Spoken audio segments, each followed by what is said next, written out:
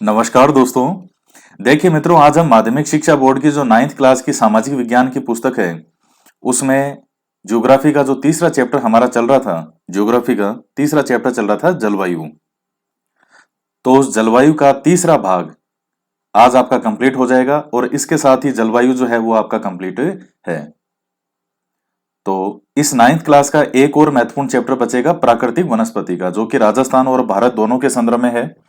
तो इनमें देखिए बेसिक जो कंसेप्ट हैं वो आपके समझने की चीजें हैं और बहुत ज्यादा इनमें से क्वेश्चन आपके पूछे भी जाते हैं। तो आज ये हम पढ़ेंगे और इसके साथ ही जो वीडियो हमने लास्ट पढ़ा था उसमें आपको एक क्वेश्चन का जवाब बताना है कि राजस्थान में जो शीतकालीन वर्षा होती है, जैसा कि हमने पढ़ा लास्ट वीडियो में कि जो शीतकालीन वर्षा के बारे में, या भारत में या राजस्थान में जो शीतकालीन वर्षा होती है जो कि रबी की फसल के लिए बहुत उपयुक्त होती है, वो वर्षा कहाँ से आती है। क्वेश्चन फिर से सुनिएगा। जो भारत में या राजस्थान में जो शीतकालीन वर्षा होती है जिसको मावठ कहा जाता है, जो कि रबी की फसल के लिए बहुत उपयुक्त होती है जैसे गेहूं के लिए, तो वो वर्षा आती कहाँ से है, किस जगह से आती है, उसके क्या क्या नाम है, ये आपको कमेंट करके बताना है। और इसके साथ ही देखिए लास्ट वीडियो में जो आपको बता रहे थे कि दिन और रात बराबर कब होते हैं, तो उसमें 22 सितंबर बोल दिया था हमने, जो लिखा था यहाँ पे वो 23 सितंबर है। एक दो विद्यार्थियों ने कमेंट किया तो उससे मुझे ध्यान में आया, दोबारा जब वीडियो सुना मैंने कि 22 सितंबर बता दिया है। 23 सितंबर है। जो दिन और रात बराबर होते हैं तो उसमें 22 सितंबर नहीं है, 23 सितंबर है। तो आप इसको ध्यान में रखिएगा इस पॉइंट को। तो आज हम आगे पढ़ते हैं राजस्थान की जलवायु। तो मित्रों, अगर लास्ट चैप्टर आप अच्छे से समझ चुके हैं, लास्ट वीडियो 2 आपने ध्यान से देखे हैं, तो आपके राजस्थान की जलवायु भी बहुत अच्छे से समझ में आएगी। कंसेप्ट वो ही है। राजस्थान की जलवायु विस्तृत रूप से मानसूनी जलवायु का ही भाग है, लेकिन यहां अनेक स्थानीय विषमताएं पाई जाती हैं। अधिकांश राजस्थान शीतोष्ण जलवायु कटिबंध में आता है। तो दोस्तों, राजस्थान की स्थिति आप जानते हैं क्या है। भौगोलिक स्थिति, अक्षांश, देशांतर हम पहले ही देख चुके हैं। 23/3 से 30/12। तो चूंकि 23.5 डिग्री जो कर्क रेखा है, तो 23.5 डिग्री कर्क रेखा से 66.5 डिग्री के मध्य का जो भाग है वो क्या कहलाता है, शीतोष्ण कटिबंध कहलाता है। तो राजस्थान की स्थिति किस में आ जाएगा, राजस्थान इसमें आएगा, शीतोष्ण कटिबंध में।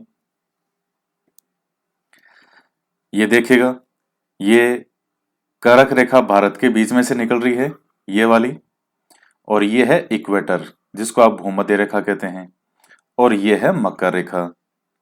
तो 0 डिग्री से 23.5 डिग्री के मध्य का जो भाग है इसको आप कहते हैं उष्ण कटिबंध। और अब यहां 23.5 डिग्री से 66.5 डिग्री यहां ऊपर की तरफ आप देखिएगा, ये जो है 70 जो लिखा हुआ दिख रहा है आपको, तो यहां पर आर्कटिक वर्त है 66.5 डिग्री। इस 66.5 डिग्री को आर्कटिक वर्त या आर्कटिक रेखा कहते हैं। तो 23.5 डिग्री से 66.5 डिग्री के मध्य का जो सारा भाग है ये किस में आता है, शीतोष्ण कटिबंध में आता है। तो आप देख लीजिए कि कर्क रेखा से और 66.5 डिग्री के बीच में, तो ये ऊपर जो चीन है, ड्रैगन, मंगोलिया, कजाकिस्तान, रशिया, ये सब किस में आ जाएंगे, इस 66.5 डिग्री के अंदर आ जाएंगे। 23.5 से 66.5 डिग्री के बीच में ये सब कंट्रीज आ जाते हैं शीतोष्ण कटिबंध में। इस प्रकार से ये सारे, ये देखिए दोस्तों, ये राजस्थान की स्थिति है कर्क रेखा की। और यहां पर अब आपसे क्वेश्चन देखिए कैसे पूछा जा सकता है कि कर्क रेखा राजस्थान में से किन जिलों में से होकर निकलती है। तो राजस्थान के 2 जिले हैं जिसमें से कर्क रेखा निकलती है। कौन कौन से, डूंगरपुर और बांसवाड़ा। बांसवाड़ा के, तो अब देखिए ये स्थिति देखिएगा, ये राजस्थान की इधर से आपको ये दिखाई देगा, ये जो बना हुआ है ये राजस्थान है। ये आप मैप में जो देख रहे हैं ये इस प्रकार से, ये राजस्थान है पूरा। इधर ये लेफ्ट में है ही रेखा पाकिस्तान के साथ में। तो यहां ये देखिए, ये कर्क रेखा ये निकल रही है। तो बांसवाड़ा के तो ये लगभग बीच में से निकलती है, कौन सी, कर्क रेखा। और डूंगरपुर की दक्षिणी सीमा में से निकलती है, दक्षिण में से। तो राजस्थान के दो जिलों में से कर्क रेखा निकलती है, डूंगरपुर और बांसवाड़ा के बीच में से। और ये कर्क रेखा राजस्थान में और कहां कहां जाती है, अगर आपसे पूछे मान लीजिए कभी तो भारत में, तो भारत के 8 राज्य हैं जिनमें से कर्क रेखा निकलती है। देखिए सबसे पहले तो आप देखिए ये गुजरात आपको दिखाई दे रहा है यहाँ पे, ये गुजरात हो गया, गुजरात में से निकल रही है। फिर राजस्थान, राजस्थान में से निकल रही है। ये देखिएगा थोड़ा सा इसका आकार बड़ा कर लेते हैं, ये गुजरात में से निकल ही रही है, गुजरात। ये राजस्थान में से भी निकली, और राजस्थान में से निकलने के बाद में ये देखिए मध्य प्रदेश के लगभग पूरा बीच में से जा रही है। ये मध्य प्रदेश की यहां से इस प्रकार से ये बॉर्डर है पूरी मध्य प्रदेश की, ये दक्षिण में इधर से, तो मध्य प्रदेश के बीच में से जा रही है। फिर आगे छत्तीसगढ़, तो छत्तीसगढ़ का जो उत्तरी भाग है, जैसे बांसवाड़ा में से निकलती है उस प्रकार से छत्तीसगढ़ के उत्तरी भाग में से निकलेगी। और फिर यह है झारखंड, झारखंड के बाद में आ जाएगा वेस्ट बंगाल। तो यहां तक आ गई ये वेस्ट बंगाल तक। इसके बाद में देखिए बीच में बांग्लादेश आ जाएगा, तो इस बांग्लादेश को छोड़िए, ये बांग्लादेश भारत में तो आएगा नहीं। और इसके बाद में यहां ये त्रिपुरा, और त्रिपुरा के बाद में मिजोरम। तो भारत के 8 राज्य हो गए जिनमें से कर्क रेखा निकलती है। तो कौन कौन से राज्य हो गए, गुजरात हो गया, राजस्थान हो गया, मध्य प्रदेश हो गया, 3 तो ये हो गए। इसके बाद में गुजरात, राजस्थान, मध्य प्रदेश, इसके बाद में कौन सा है, छत्तीसगढ़, 4, झारखंड हो गए 5, वेस्ट बंगाल हो गया 6। तो बांग्लादेश से पश्चिम साइड के तो 6 राज्य हो गए, और उसके बाद में 7वां और 8वां है त्रिपुरा और मिजोरम। तो ये 8 राज्य हैं जिनमें से कर्क रेखा निकलती है।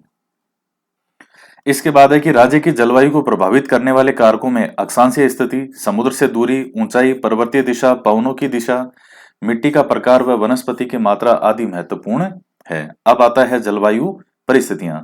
परंपरागत रूप से राजस्थान को जलवायु के आधार पर मुख्यतः 3 ऋतुओं में बांटा गया है, ग्रीष्म ऋतु, वर्षा ऋतु और शीत ऋतु। तो ग्रीष्म अभी जो चल रही है, जो वर्षा ऋतु, और फिर उसके बाद में आ जाएगी शीत ऋतु।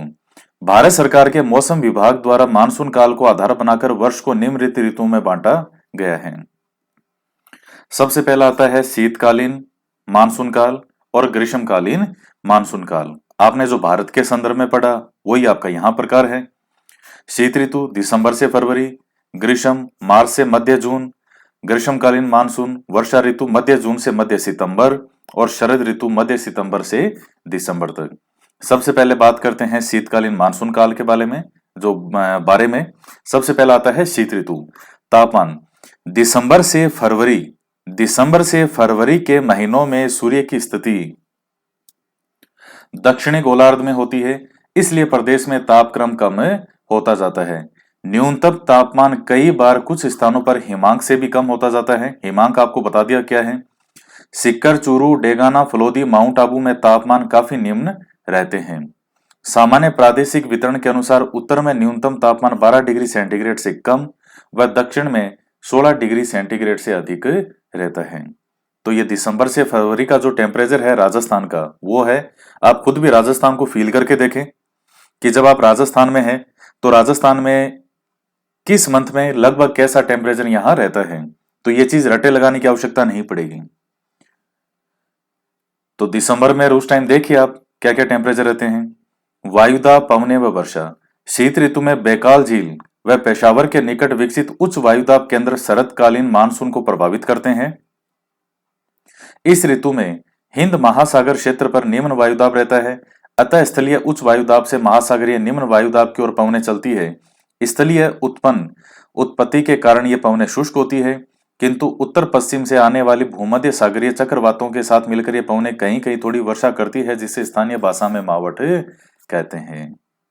तो कुछ ऐसा नया नहीं है इसमें, क्योंकि जो भारत को आपने समझ लिया तो वही आपको राजस्थान पढ़ेंगे तो वही मानसून आपको राजस्थान में पढ़ना होगा। अब आता है ग्रीष्म ऋतु। मार्च में तापमान धीरे धीरे बढ़ने लगता है क्योंकि सूर्य की स्थिति उत्तरायण होने लगती है। जून माह में तापमान उच्चतम हो जाता है। इस समय पूरे राज्य का औसत तापमान 38 डिग्री सेंटीग्रेड से अधिक रहता है, किंतु सर्वाधिक तापमान 40 डिग्री से 45 डिग्री सेंटीग्रेड तक रहता है। वायुदाब, पवने और वर्षा। भीषण गर्मी के कारण राजस्थान के पश्चिमी भाग में निम्न वायुदाब विकसित हो जाता है। मेघ रहित आकाश, सूर्य की सीधी व प्रखर किरणों के कारण धरातल अत्यंत गर्म हो जाता है। इसके संपर्क में आकर धूल भरी गर्म व शुष्क हवाएं चलती है, जिनको लू कहते हैं। इस ऋतु में तेज गर्म हवाएं, आंधियों का चलना पश्चिमी राजस्थान की जलवायु की विशेषता है। इस ऋतु में चलने वाली आंधियों से कहीं कहीं पूर्व मानसून वर्षा हो जाती है। तो इसमें भी ऐसा कुछ है नहीं खास, ये सब चीजें हम लास्ट चैप्टर में पढ़ चुके हैं, लगभग वही आपकी रिपीट हो रही है इसमें। अब आता है ग्रीष्मकालीन मानसून काल, वर्षा ऋतु। इस ऋतु में वर्षा के कारण ग्रीष्मकालीन तापमान थोड़ा कम हो जाता है। वर्षा प्रारंभ होने के बाद राजस्थान के विभिन्न भागों में सामान्यतः 18 से 30 डिग्री सेंटीग्रेड तक, ये वर्षा ऋतु का बता रहे हैं,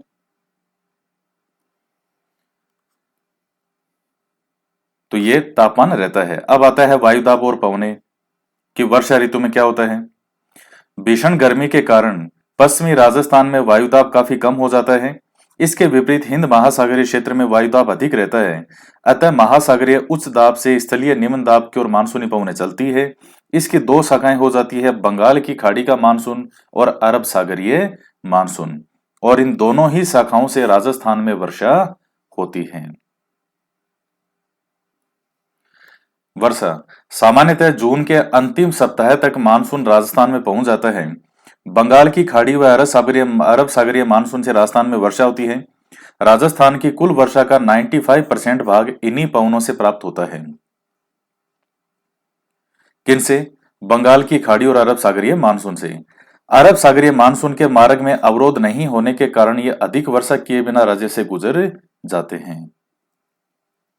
बंगाल की खाड़ी के मानसून की शाखा सारे देश में वर्षा करती हुई यहां तक पहुंचते पहुंचते काफी शुष्क हो जाती है। इन कारणों से राज्य का पश्चिमी भाग वर्षा से वंचित रह जाता है। किंतु अरावली के दक्षिण पूर्वी भाग में वार्षिक वर्षा का औसत 100 सेंटीमीटर से अधिक रहता है।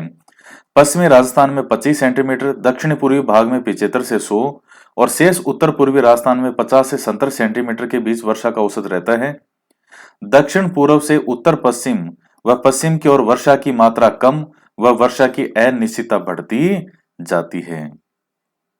तो ये क्या कह रहा है कि जैसे ये राजस्थान है, तो दक्षिण पूर्व यानी इधर से उत्तर पश्चिम यानी इस तरफ आप जाते जाएंगे तो वर्षा की मात्रा कम होती जाएगी, पश्चिम और उत्तर पश्चिम की तरफ। यानी जैसलमेर, ये जो इस साइड वाला हिस्सा है, बाड़मेर, बीकानेर, ये इस तरफ का जो हिस्सा है, इधर वर्षा कम होती जाती है दक्षिण पूर्व की तुलना में। यानी दक्षिण राजस्थान और हाड़ौती वाला ये जो क्षेत्र है, इनसे कम होती जाएगी, इधर आप आते जाएंगे पश्चिम की तरफ। कुछ मैं आपको फैक्ट और बता दूं, जैसे लास्ट वीडियो में एक स्टूडेंट ने पूछा था कि सर राजस्थान के अंदर अरब सागरीय मानसून से ज्यादा वर्षा होती है या बंगाल की खाड़ी जो है वहां से आने वाले मानसून से ज्यादा वर्षा होती है, किससे होती है? तो देखिए, आप खुद इसमें सोच के देखिए एक बार। ये राजस्थान है, ये अरावली है, तो यहां से जो अरब सागरीय मानसून आया वो आएगा जरूर, लेकिन वो नाम मात्र की वर्षा करते हुए समानांतर इसके निकल जाएगा। जबकि बंगाल की खाड़ी से जो आता है वो राजस्थान के अंदर, हालांकि उसकी मात्रा बहुत कम हो जाती है, फिर भी इस अरब सागरीय मानसून की तुलना में काफी कुछ यहां वर्षा कर देता है। तो नो डाउट बंगाल की खाड़ी से जो मानसून आता है उससे राजस्थान में वर्षा अधिक होती है बजाय अरब सागरीय मानसून से। तो अब आपके क्लियर हो गया होगा कि दोनों में से किस में राजस्थान में ज्यादा वर्षा होती है, किस मानसून से? तो बंगाल की खाड़ी के मानसून से राजस्थान में वर्षा ज्यादा होती है। भारत में भी ज्यादा ही होती है, बंगाल की खाड़ी से ही होती है ज्यादा। अरब सागरीय जो है वो पश्चिमी घाट की तरफ बरस जाता है पूरा, अधिकतर जो है। तो बंगाल की खाड़ी का जो मानसून है यह भारत को अच्छा खासा भिगो देता है।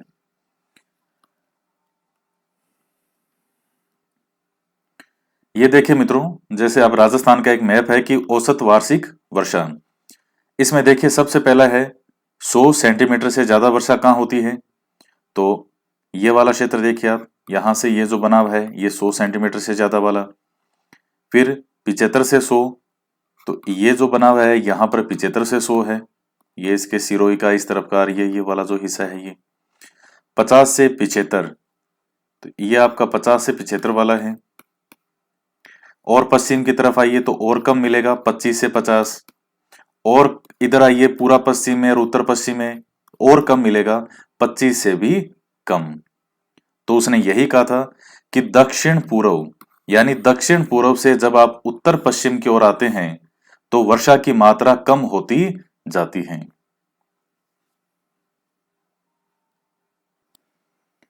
मित्रों, एक ये मैप और है। राजस्थान में समताप रेखाएं जनवरी में, समताप रेखाएं क्या है, जो समान तापमान होता है उसको मिलाने वाली जो रेखाएं हैं। तो जनवरी मंथ के अंदर ये बता रहे हैं कि अब ये देखिएगा, इसमें 15 डिग्री सेंटीग्रेड से भी कम तापमान। तो ये देखिए, ये वाले डिस्ट्रिक्ट है इसमें। ये देखिए आप, ये गंगानगर आ जाएगा, ऊपर से बीकानेर का, हनुमानगढ़, चूरू, झुंझुनूर, ये वाले जो हिस्से हैं, अलवर, ये क्षेत्र आ जाएंगे जहां 15 से भी कम तापमान हो जाता है जनवरी में। और 15 से 20 का देखना है, लगभग 15 से 20 डिग्री सेंटीग्रेड के मध्य का ये बीच वाला भाग है पूरा। और 20 से ज्यादा तापमान जो है वो इन क्षेत्रों में दक्षिणी राजस्थान की तरफ जो है मध्य से नीचे की ओर ये आपको देखने को मिलेगा। अब इसके बाद में आता है शरद ऋतु। वर्षा के बाद इस ऋतु के प्रारंभ में आकाश स्वच्छ रहने के कारण तापमान 38 डिग्री सेंटीग्रेड तक बढ़ जाता है, किंतु सूर्य के दक्षिणायन होते जाने से तापमान धीरे धीरे गिरने लगता है। उत्तरी राजस्थान में 20 डिग्री सेंटीग्रेड से दक्षिण की ओर 30 डिग्री सेंटीग्रेड तक तापमान रहता है। तो मित्रों, ये आपका कंप्लीट हो गया। एक ये देखिए, उत्तरायण और दक्षिणायन जो है ये बहुत बेसिक वर्ड आप सुनते भी हैं, सूर्य के उत्तरायण, दक्षिणायन। ये दरअसल आयन शब्द, जो आयन शब्द होता है इसका अर्थ होता है गमन करना। आप जो ये देखते हैं दक्षिणायन, उत्तरायण, तो इनमें जो आयन शब्द है, आयन जो पीछे लगता है, उसका अर्थ होता है गमन करना।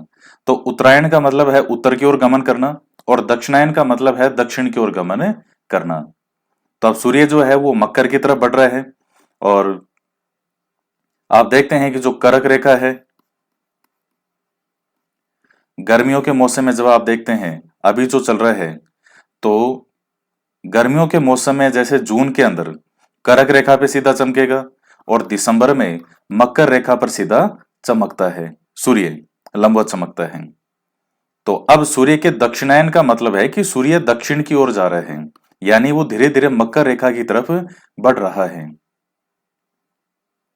तो आयन का मतलब गमन करना होता है।